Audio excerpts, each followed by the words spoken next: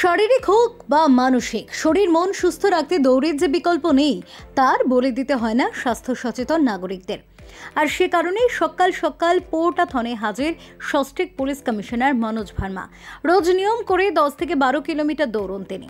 এদিন পোর্টাথনের আকর্ষণী ছিলেন তিনি।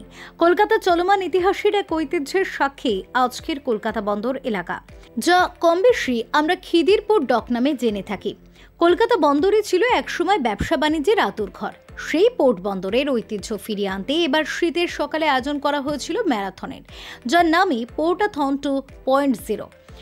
এই নিয়ে দ্বিতীয় বছর হলো এই দৌড়, যেখানে ছোট বড় সমাজের সবাই হাজির অংশ নিতে।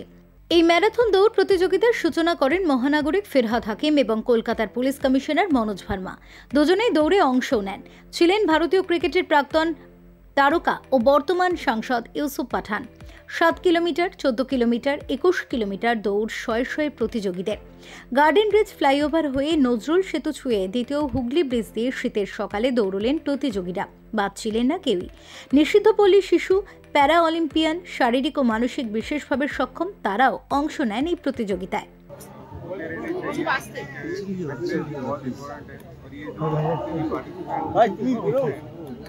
एक दिन का उनका ये मेहनत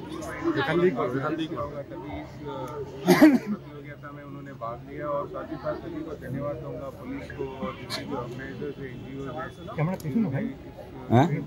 আমাকে বলছো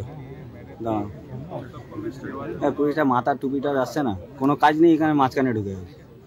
ব্যুরো রিপোর্ট, চ্যানেল 10।